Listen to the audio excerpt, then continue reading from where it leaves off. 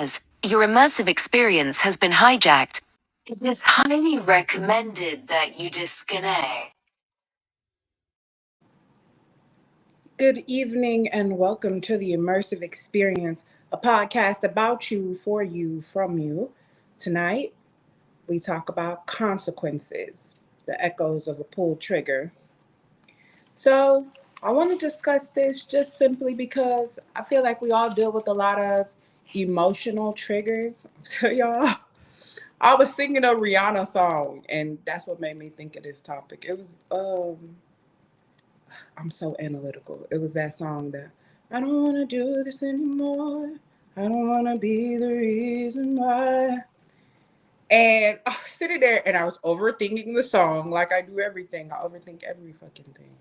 So I was overthinking the song and I was sitting there like, dang, well, you basically already pulled the trigger. Like, the only thing that's keeping the person there is like the life support, right? Like you just keep coming back, right? So and they keep hanging on. So I think that whew, it was deep for me. I don't know how it's going to be for you guys, but let's dive into this because we want to talk about understanding impulses. Of course, we want to talk about consequences, right? And then we want to talk about prevention and healing. So, understanding impulses, that's the urge to act quickly. We all know how that works for us. It doesn't usually, sometimes. I know times when it has because one of can impulsivity be beneficial? I would say yes, especially spiritually. I always talk about my mama. Y'all know, I don't know, y'all, like, she had a sixth sense, sense. And so, a sixth sense. What? A sixth sense.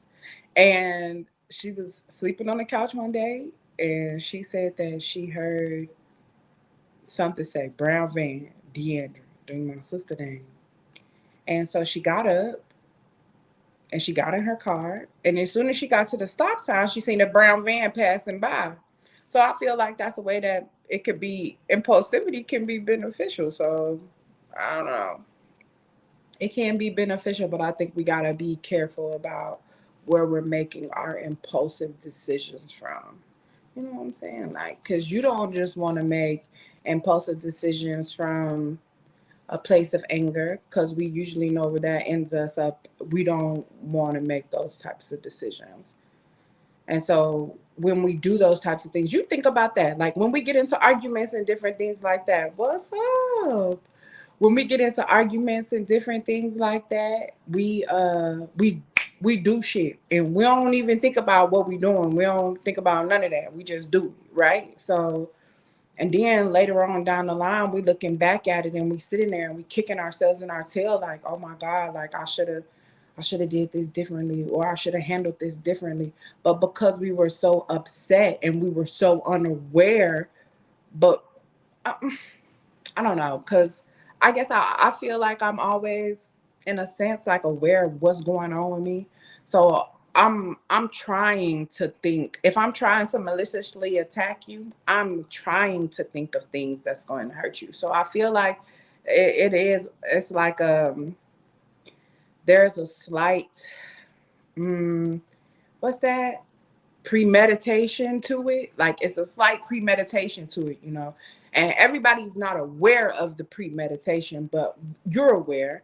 And so they'll be like, oh, you've been wanting to say that. And you'll be like, no, I was just angry. But the truth is, no, really, no, for real. I have been wanting to say that. What you mean? Yeah, like, hey, Kita. So that's how impulsivity usually works. And then the consequences from impulsivity, that's how they start to affect us. Because we're looking at it and we're thinking, oh, I was just mad. And we're trying to excuse our behavior, but even though you was angry, you're still an adult. You know, that's why people say, okay, that's kind of like childish behavior. Oh, okay. What you calling me a child? But like, nah, when you react to your emotions in that way, It's childish. You might as well be laying on the ground throwing a temper tantrum. Why you don't try and focus? Just sit still for a while. I think a lot of people we have a hard time sitting still, and that's why impulsivity always kicking our ass, right? Because we don't know how to be still in a moment to just get the understanding of the moment.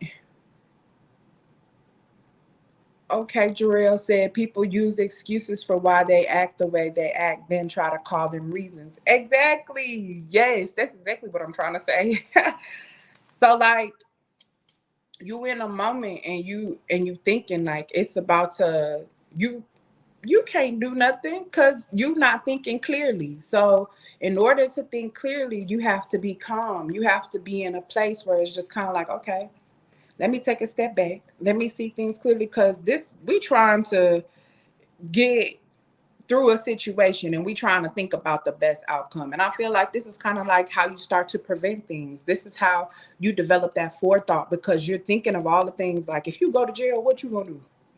You tell me what you finna do in jail. You not finna have no sex. You not finna like ain't none of that finna happen for you. You finna miss out on all the best parts of life. You can't travel no more, can't kick it with your girls, can't kick it with your homeboys, can't play no video games, can't do none of that shit. And your ass gonna be broke and they gonna put you in the hole and ain't nobody gonna put shit on your books. They not coming to save you. So I think that's how you start to get into that habit of having the forethought, the habit of stopping, thinking, understanding that okay, if I act so quickly on this, if I do this the consequence. I think we all got something where we think where we know, hey, I'm not finna pay attention to that. Like, I don't care. You stepped out of line, I'm still finna I think there's a lot of things. A lot of people family, for a lot of people it's family. Like they don't give a damn. Like you fucked over my family. Impulsivity, it's like where you're disciplined, and then it's also it play on your loyalty. It's a lot of different. It's intricate pieces to impulsivity. It's just kind of like, oh man, if I don't do it, then they're gonna think I'm not loyal. It's kind of like you second guessing yourself, and I keep saying kind of like. So you just have to find a place where you can sit still long enough to understand what's going on in your life, to understand how things are moving. Hello. Hey, Hi, how are you? I'm good. How are That's you? good. I'm well. Thank you so much for asking. Well, welcome to the immersive experience. I appreciate you for coming. Um, I'm Desi Lou, and you can go ahead and introduce yourself. Please tell us about yourself. Hey, girl. Hey. Look, Okay. I'm coming in from traffic, so excuse me, but I'm Kiana Lorraine Taylor, depending on who you talking to today. Um, yeah, that starts it. I'm a pretty colorful person. Um, I don't even know how I found you. I'm one of those people that I just talk to a lot of people Mhm. from a pretty genuine space. And yeah, that's it. I like that. Well, I was happy I found you. So I was looking on your page and everything about you just screamed like, okay, she manifesting some shit. She walking to an era where she finna just all right, let me see what's up. So and then I'm scrolling down your page and when you hit me up, you were telling me about the business that you're into. Can you tell us a little bit about that? Yes, ma'am. So it depends on the day, but the one that you were asking me about is the travel business. So I'm also a travel agent. Um, Short story about that, it really came up because I'm originally from Memphis. I currently live in Texas. So a lot of my family and me, we like to have like meetup points throughout the year to, cut down on the drive. Mm-hmm. So we ended up hanging out in Houston for Christmas, and we're like, look, we got to find a way where we can get some discounts or something Mm-hmm. because all this traveling we doing, like it has to be a way for us to like benefit from it or save some money or something. And I'm sorry, alarm came on. But Okay. and legit after that, that was Christmas. By 2 days later, we come back home.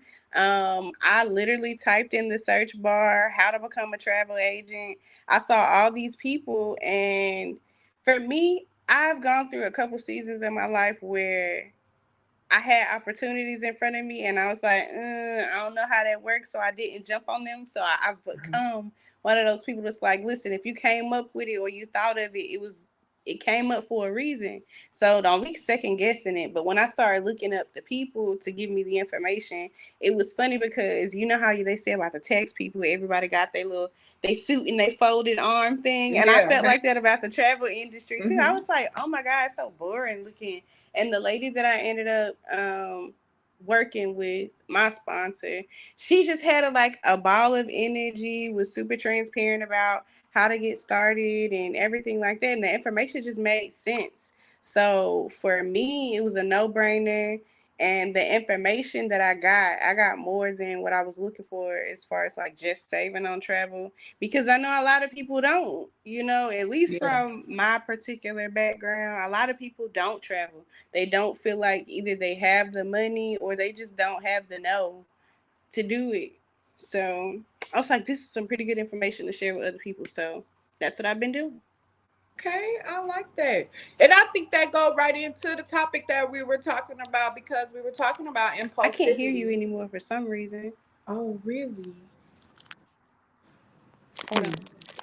Can you hear me?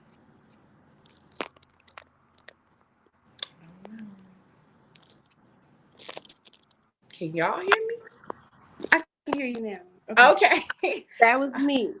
Okay, so I feel like what you were saying, it just go right back into how we were just talking about impulsivity. And when you said that you were interested in becoming the travel agent, and you said that you had to do your research, you got to look at what's going on here. What's the benefits that I'm getting? What am I reaping from this? What am I not? What's the Yep. consequences? Am I taking on the risk that's just going to be too far out? So what I would like to ask you, how does impulsivity impact your decision making skills? Ooh. So even the decision with me to become a travel agent, I explained it the way that I did on purpose. I didn't do that before. Like, look at all my options, do my research. It was more so like, go with my guts and do it. Texas was Mm-hmm. one of those things. So I moved to Texas 10 years ago.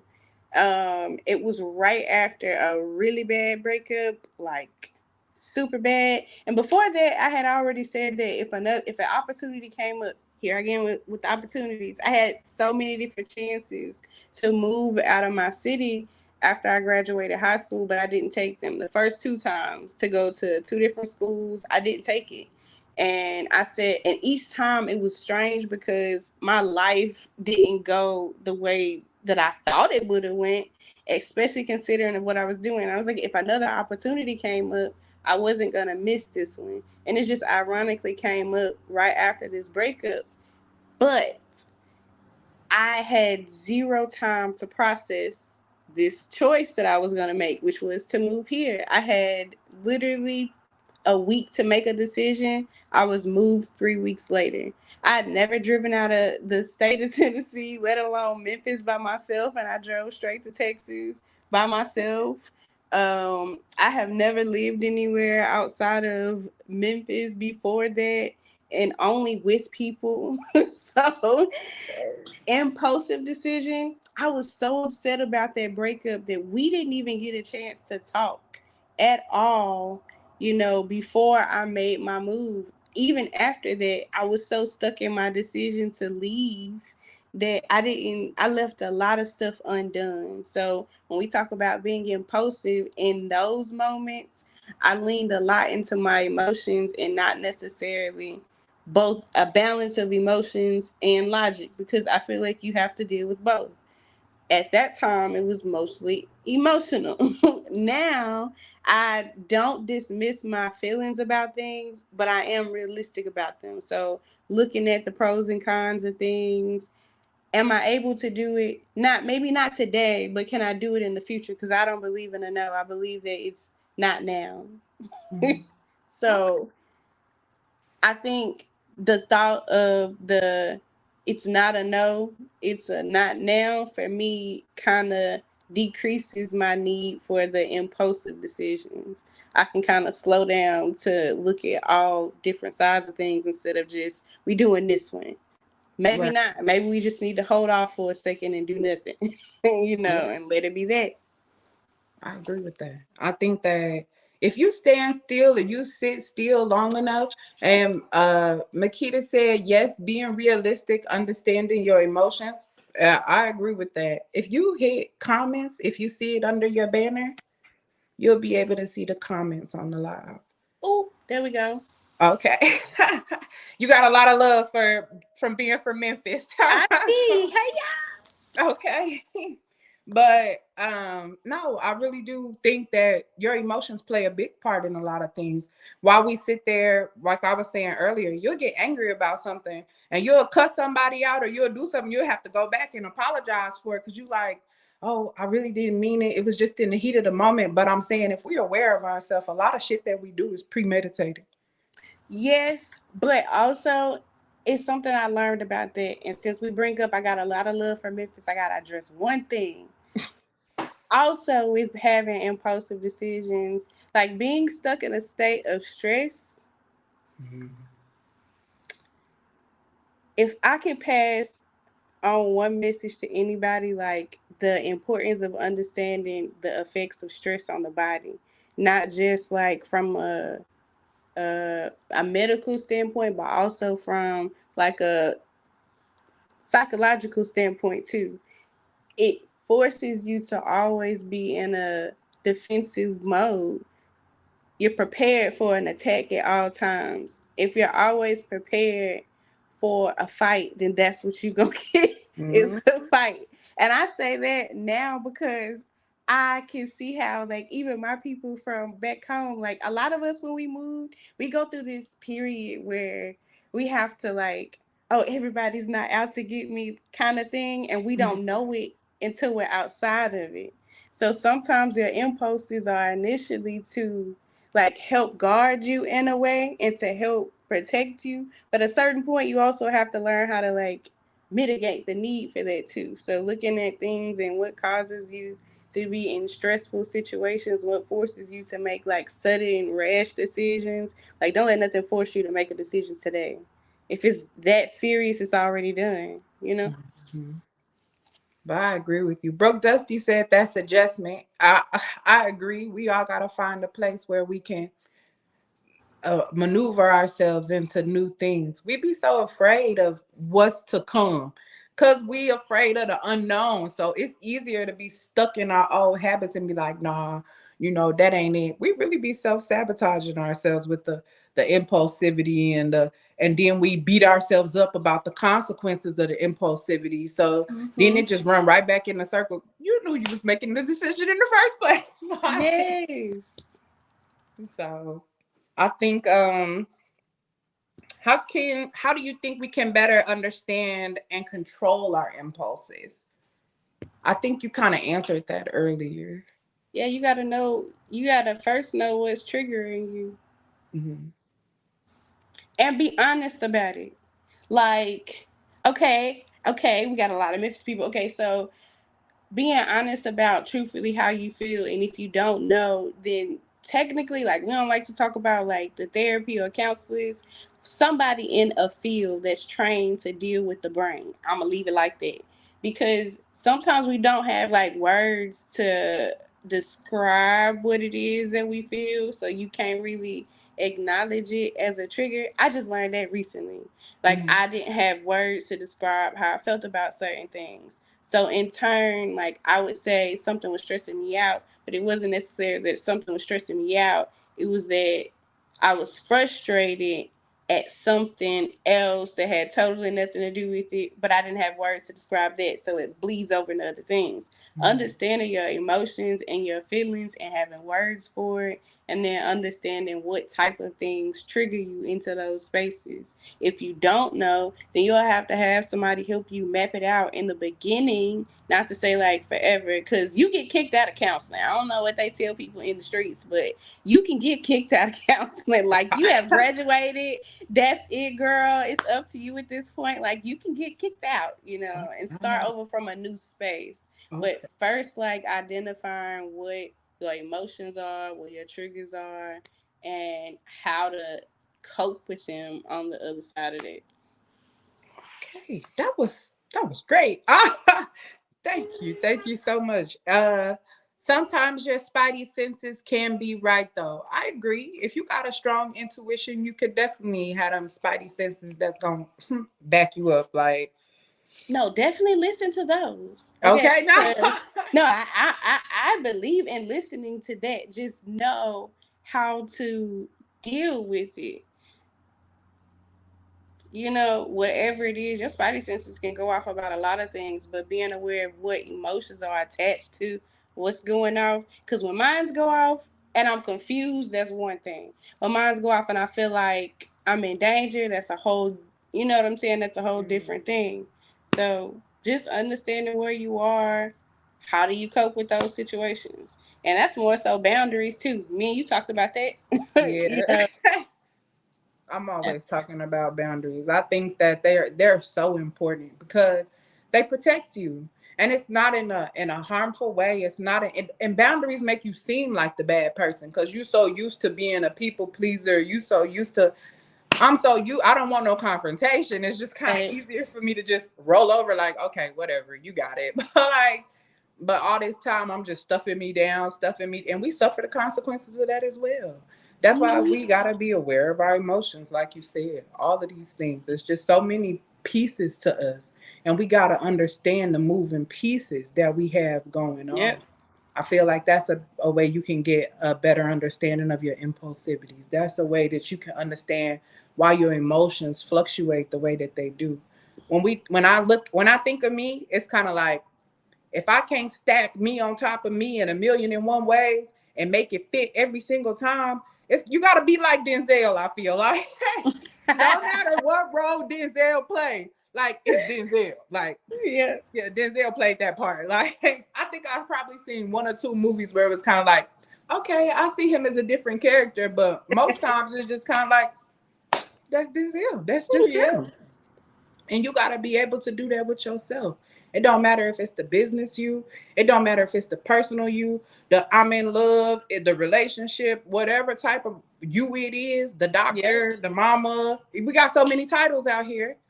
As long as your characteristics at your core stay the same, whatever title you play, it's not gonna matter. Nope.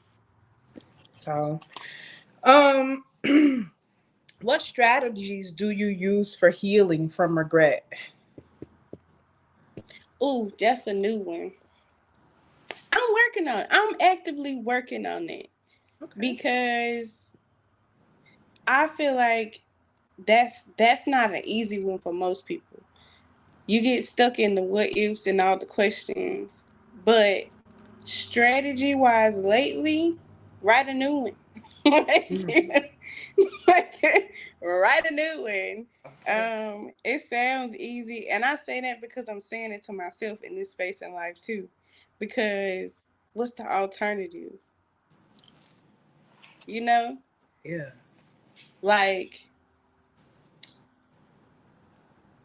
some stuff you actually re-break your own heart sometimes. Like you've healed from it, you've moved past it, and something comes up, not to intentionally trigger you, but to test to see if you've actually healed from it, and you get stuck in the space. You've done it. Like me and you talked about, I've done a lot of work on a lot of things. And okay, we're gonna be transparent. We're gonna talk about some stuff and impulsivity. So before I moved to Texas, I actually attempted suicide, and nobody knew it until after I moved to Texas. Mm, They didn't know because it didn't happen because it wasn't supposed to.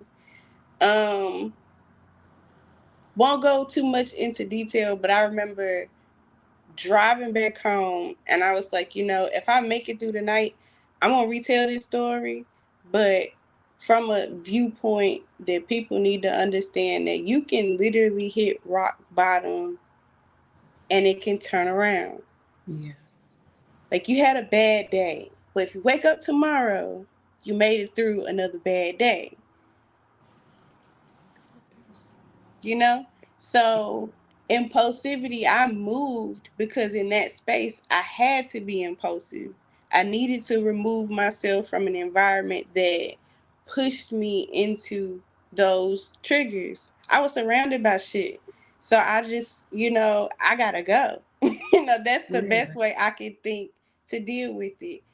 However, in moving, I took years to actually go backwards and deal with it. Like I was proud about making it through it. Like I was a cutter. It was a lot of stuff. I haven't cut in 15 years. Like it's a lot. But the healing part of it is repeating it out loud and sorting it out. I've sorted it out with myself. I've sorted it out with therapists. That's how I know you can get kicked out. Yeah. I, I know you can get kicked out of therapy because they're like, look, it happened. And I'm not saying that you can't feel something for yourself about what you've been through. Your story is yours. My story is mine. But don't get stuck because there's other stuff on the other side of the story that happened. I can't get stuck in telling you about the details and then be like, oh man, I can't believe I actually went through that because there was so much shit that happened in the story after that that's more important to somebody who's trying to wake up tomorrow. So Mhm. I can't get stuck. And I understand people will be like, well, that's not about other people, it's about you. No, this whole life is about you and other people. And that's what people are failing to realize. Like a lot of us are stuck in this, I got it, but we aren't built for that. You're actually built with a community, and sometimes you just can't see it, Right. you know? Mhm. So the healing part for me, surrounding myself with people that feed that and replenish when I don't have. Like I know as far as my role in this life is to help and motivate other people. My stories and mine is for other people.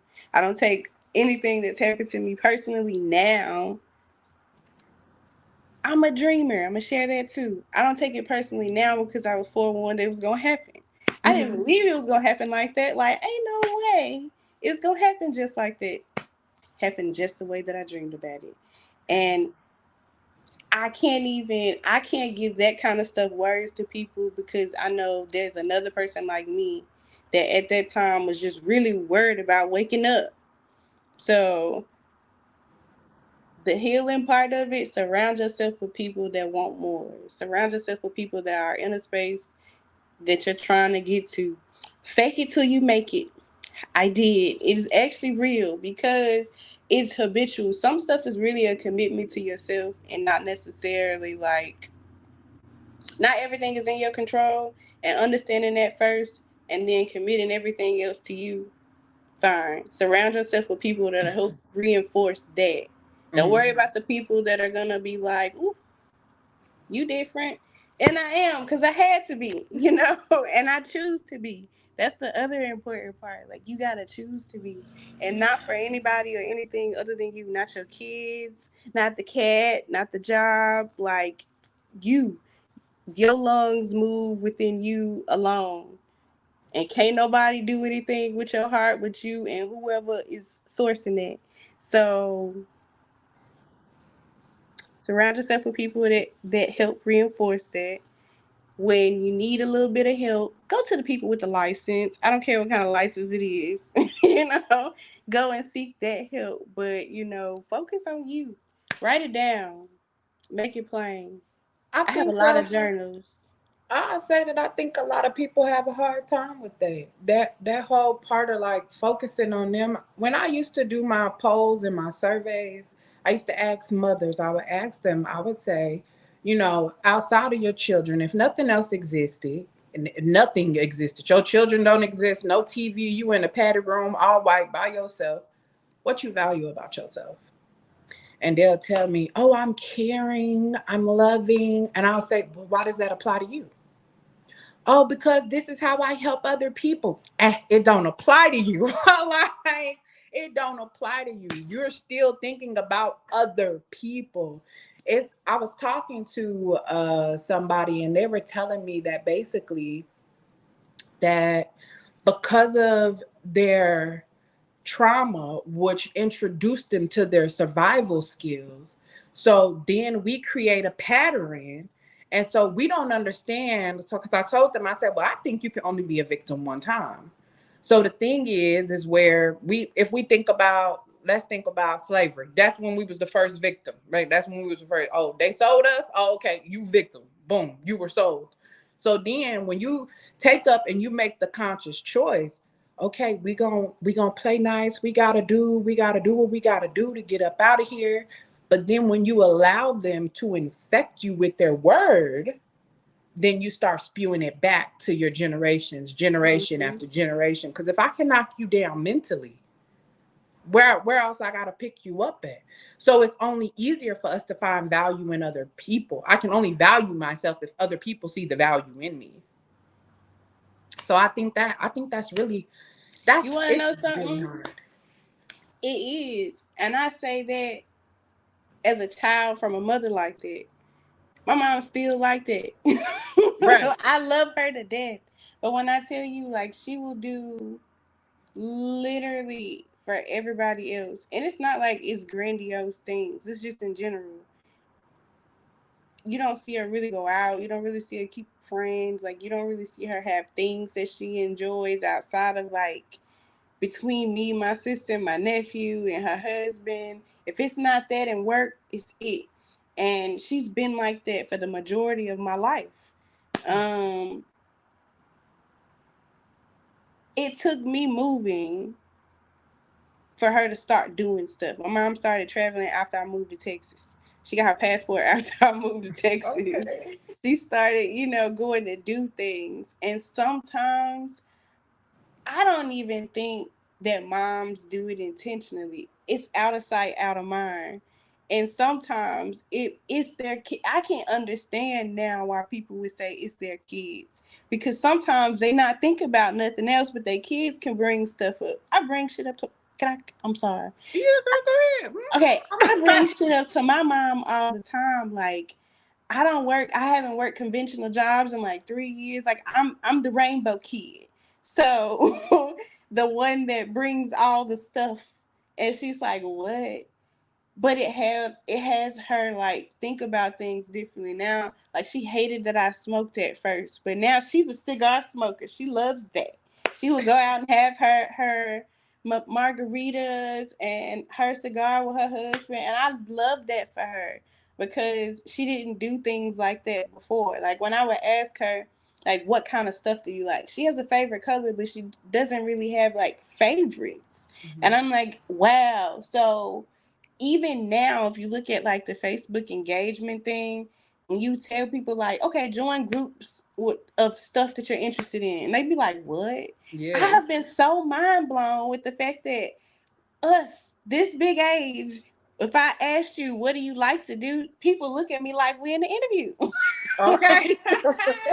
They don't be knowing. But that's, and you know what? That's why I think self development is so important. I think we can forego a lot of things that we go through, the consequences that we put on ourselves, all of those things, if we just developed ourselves a little bit so we Yeah, could understand what we need. I'm cooking. No, and you want to know something? It took me moving. Like, literally, the theme that I've been thinking about all year long has been moving. Like, a lot of us are stuck, which means you have to move. It Okay. doesn't mean like an environment. It can mean anything. You might need to move into a new group. You might need to move into a new house. If you've been living in the same place and a lot of stuff is happening, it might be time for you to move out of that. It might be time for you to move into another career. But a lot of the times we you stuck in a cycle of things because you need to move out of where you at. Yeah. Shift over a little bit. But the self development part is always too being open that we didn't know. Yeah. I don't Like, know. I don't know. My mom hates the a lot of people, I can't even just say my mom, a lot of people hate to have conversations about things where there is an error or with something that you don't know. Like, I didn't know I did that. And it's real defensive. It's okay to not know, but now you do. So now that you do, what do you do with the awareness? It's not like a to beat you up thing. You have to learn certain things so that you know how to move. If you don't know how to move, then you can't. Lose the game. Yeah.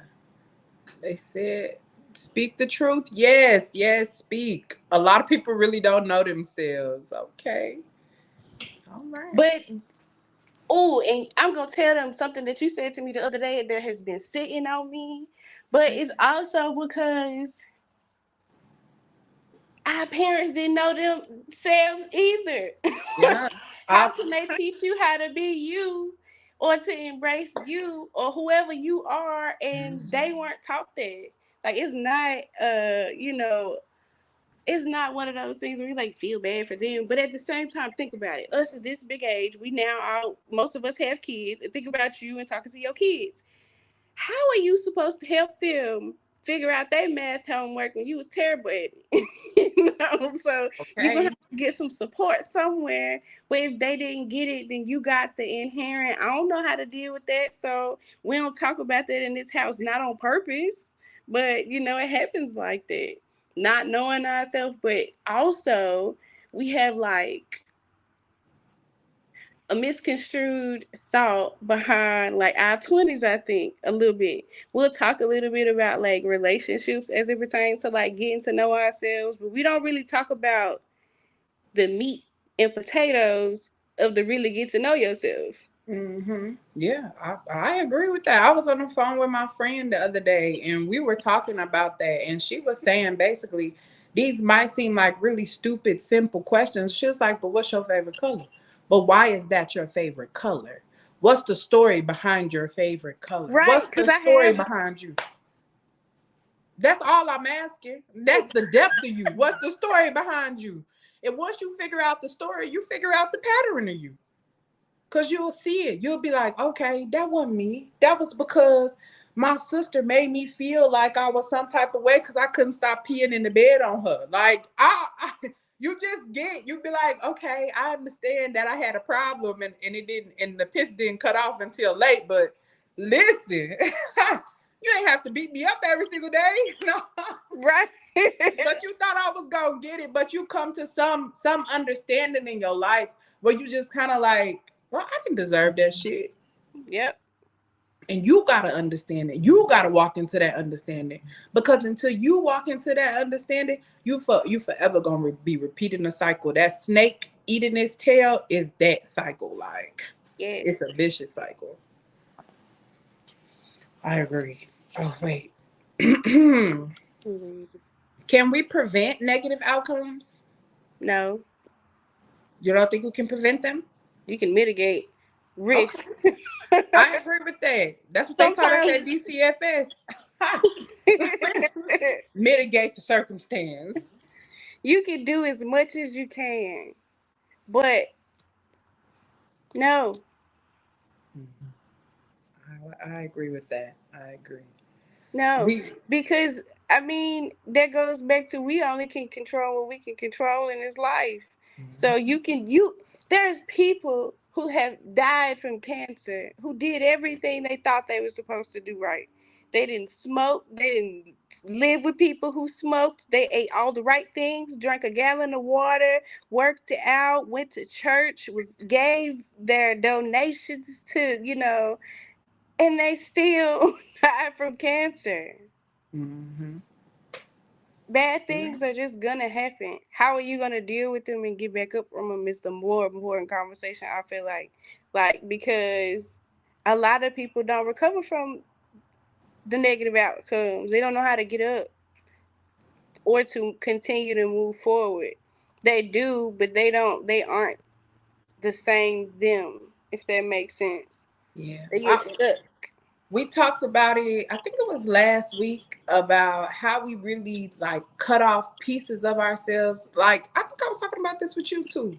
How we'll Hmm. cut pieces of ourselves off because somebody will show us that we can't be that. Oh, you too nice. Oh, okay, let me shut that down a little bit because they're gonna take advantage of it. Or they'll show us the things that we can't be. So we'll back off a little bit. We'll shut ourselves out of a situation because it's kind of like, yeah, I don't want to deal with that if you just gonna be beating me upside my head the entire time. I was like that with the too nice. You want to know something? It made me the opposite. Like I started to see early that people were gonna tell you the opposite of how you felt. So I started to do the opposite of what they would say anyway. like, and that's where I had to work on that and my impulsivity because what if you tell me I'm supposed to keep it a secret? I'm gonna tell it real loud. you Oh, know. I'm telling real I loud. had to learn the difference, but I was the kid that was nice. I understood everybody's viewpoint. Nobody was wrong because I just felt like, look, I feel like this all my life, and y'all gonna probably say I'm weird for it, but it's okay. I have felt like this is crazy. Like this is all our first time doing this thing. You just so happen to be here sooner than I was, or this person came after I did. But this is the first time you did today, and this is the first time I did today. I don't know how you felt. It could have went this way or that way. It didn't for you, and I guess so. And I felt like that all my life about people. Even if they were wrong, you gonna be wrong about something too.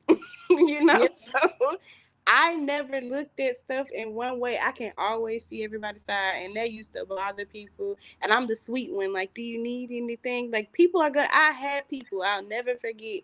I had people tell me all the time, like, people are gonna run over you for that.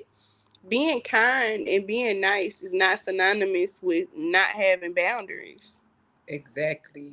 Yes, I agree with that. It took me so long to learn that I didn't do anything for people. Even when I told y'all in the beginning of this whole thing that I knew that my purpose in life was with people. And I know that for a fact. A lot of my blessings happened with me following through with things that I know had nothing to do with me and everything to do with them, but I still had to go along with it. I knew what I was going into, but that's true. Like, you will have people who try and convince you of things, but with kids, you got to be careful with that because you carry it as adults and you don't know it. Yeah, I agree with you. Did you I want to say thank you so much for coming on and talking to me. You don't know how happy you have made me. I appreciate you so much. Did you want to get him some last words of encouragement? Reiterate your business for them. I tagged you in the post so they'll know where to follow you at and stuff. Um, every day is another day that you can restart. You have an unlimited amount of times where you can decide, I want to do this different. But you can decide that. Nobody else can decide it. You can't call nobody up and be like, what you think I should do? Because ultimately, you got to make the decision anyway. The cool thing about it is, if it fails, do something else. Like, Yeah. do it again. Remap it. Change your steps. Move. If I can't tell you nothing else, if you've been thinking about moving, I don't care what that move means, move. If you move in groups of people, move. If you move in your environment, now's the time to move. Like, that's the only other way you can jumpstart continuing to move forward sometimes. Move. Yes.